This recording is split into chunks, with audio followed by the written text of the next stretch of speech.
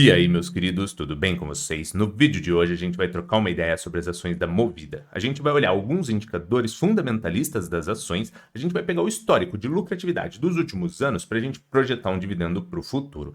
E a gente vai comentar também sobre um movimento que, quando acontecer, vai aumentar as possibilidades de a Movida ter um maior lucro e, consequentemente, ela poderá te distribuir um dividendo maior.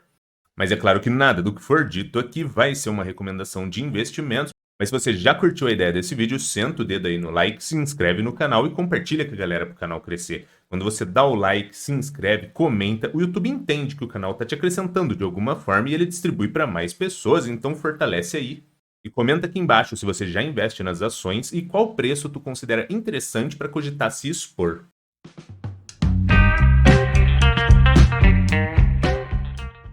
Então aqui a gente está no Status Invest. Se você ainda não conhece ou ainda não utiliza, ele é uma ótima ferramenta para tu fazer suas pré-análises de investimentos. Então o ticker da Movida é MOVE3. Se você for comprar entre uma a 99 ações, você precisa pôr F na frente, o que ficaria MOVI3F. O valor atual está em R$ 11,11. Antes da gente dar uma olhada nos indicadores fundamentalistas, vamos entender um pouco do modelo de negócio. Então, a Movida ela é uma locadora de veículos. Como que funciona? Ela pega capital próprio e capital de terceiros, ou seja, empréstimos, adquire veículos para ela poder operar essa operação. Então, como ela passou por um momento onde houve aumento no preço dos veículos, houve aumento de taxa de juros, o que acabou tornando o custo do dinheiro maior. Então, essas dívidas que ela efetua para fazer aquisição de veículos para poder operar acabam ficando mais custosas, geram uma despesa maior no seu resultado, o que acaba reduzindo seus lucros. E eu estou comentando tudo isso com vocês porque nós vamos ver as métricas delas daqui a pouco. E pode ser que elas estejam com métricas pressionadas, então é bom a gente ter isso em mente, porque a gente entender esse modelo de negócio, entender que ela faz aquisições através de capital de terceiros e que, caso a taxa de juros seja menor, isso impactaria menos o resultado e ela poderia ter mais lucros, então a gente tem que olhar essas métricas com essa possibilidade futura aonde ocorrer uma queda na taxa de juros.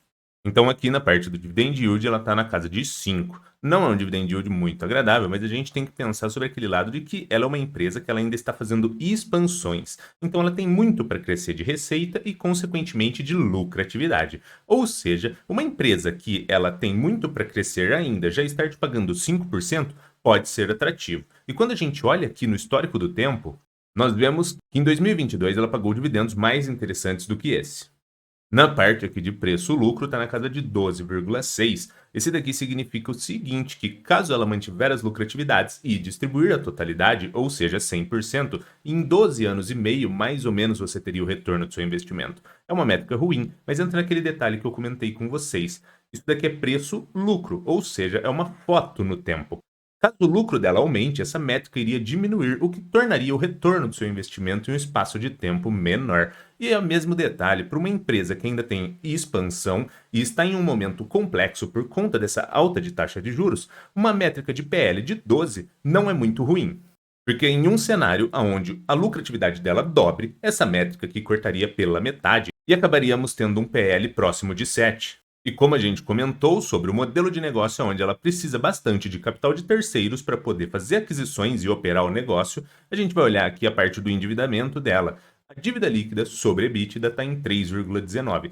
Isso daqui é bem preocupante, assim, no sentido de que você precisa prestar bastante atenção, porque acima de 3 já é bem relevante. Então aqui quer dizer o seguinte, a dívida líquida seria a dívida bruta, você tira as disponibilidades, você vai ter a dívida líquida. O EBITDA é uma estimativa de geração de caixa operacional da empresa, ou seja, o poder que a empresa tem de gerar grana. Então aqui ele diz pra gente que com o poder que a empresa tem de gerar grana, com a estimativa disso, em algo próximo de 3 anos ela conseguiria honrar com esses empréstimos. Mas aqui, apesar de 3 ser preocupante, você tem que pensar que o modelo de negócio dela é com veículos, ou seja, ela tem uma certa liquidez. Não seria imediata, porém ela consegue vender veículos e transformar em dinheiro caso seja necessário. Então, assim, o endividamento aqui na casa de 3, ele é preocupante. Porém, ela tem essa certa liquidez com essa venda de ativos, porque ela acaba tendo ativos atrativos, onde ela conseguiria transformá-los em dinheiro em um curto espaço de tempo. E agora a gente vai pegar o histórico de lucratividades do passado para a gente projetar um dividendo para o futuro. Então aqui nós temos o valor atual de R$ 11,11, o valor de mercado de 4 bilhões. Aqui nós temos as lucratividades anuais de 2018 a 2022 e um lucro médio na casa de 374 milhões.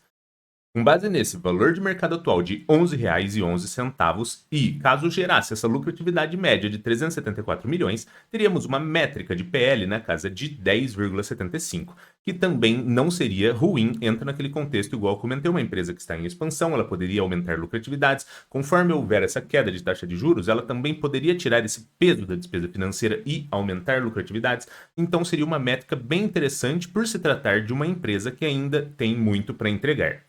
Então aqui nós temos a parte do payout, que está na casa de 25, 50, 75 e 100%. Para você que não sabe o que é o payout, é a parte do lucro que a empresa vai te distribuir como dividendos.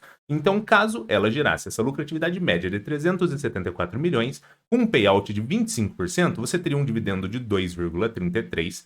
Com um payout de 50%, você teria um dividendo de 4,65 e com um payout de 75%, um dividendo de algo próximo de 7% e distribuindo todo o lucro, você teria um dividendo de 9,30. Ou seja, por se tratar de uma empresa que ainda tem muito para entregar, mesmo que ela ainda não entregasse nada e utilizássemos aquela lucratividade média como referência, se ela distribuísse 75% ou 100%, teríamos um dividendo consideravelmente relevante na casa de 7 a 9%.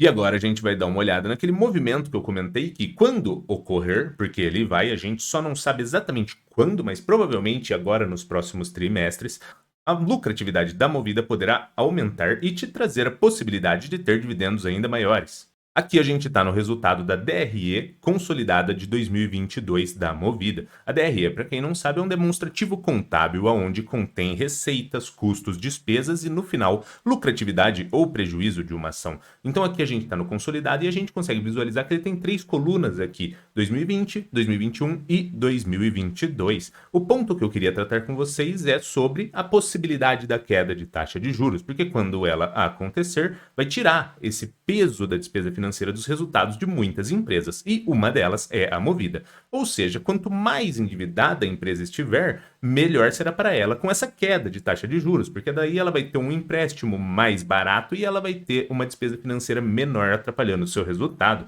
Então, quando a gente olha aqui na linha do resultado financeiro, a gente consegue visualizar que a linha de despesa financeira aumentou muito. Aqui em 2020 tínhamos uma despesa financeira de 130 milhões, em 2021 uma despesa financeira de 264 milhões e em 2022 uma despesa financeira de 784 milhões. Ou seja, isso é mais do que o dobro daquela lucratividade média que a gente calculou e que já traria um dividendo interessante. Imagina se a gente tirasse parte dessa despesa financeira e converteria ela em lucro. Você teria dividendos ainda maiores.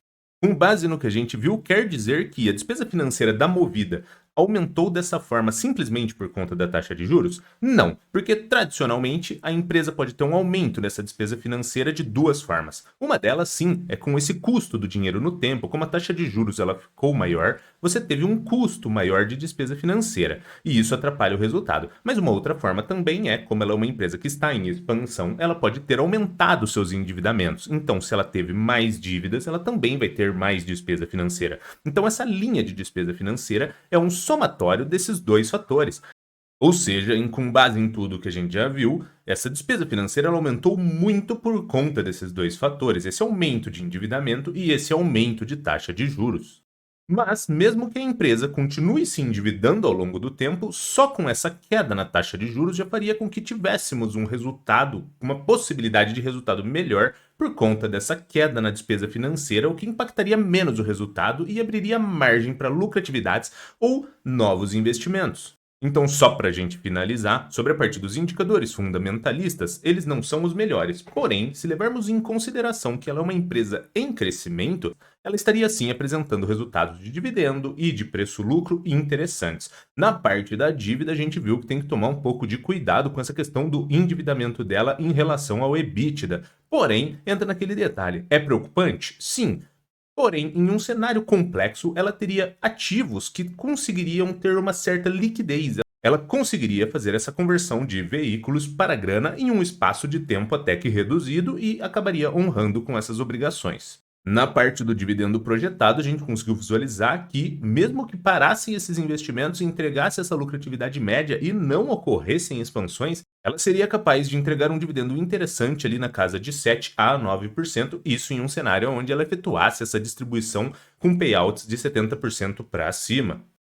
E com base no movimento de queda de taxa de juros, a gente conseguiu visualizar que quando ocorrer essa queda, porque ela vai, a gente só não tem exatamente a precisão de quando, porém, nós imaginamos que seria ao longo desse segundo semestre.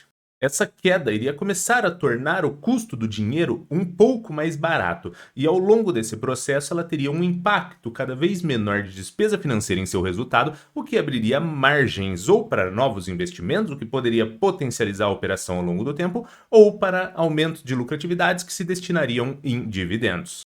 Mas é claro que nada do que foi dito aqui foi uma recomendação de investimentos, porque você que tem que ser responsável por estudar e se capacitar, porque no fim do dia o lucro ou prejuízo é inteiramente seu. Mas se você curtiu o vídeo, senta o dedo aí no like, se inscreve no canal e compartilha com a galera para o canal crescer. Valeu, meus queridos, e abraços!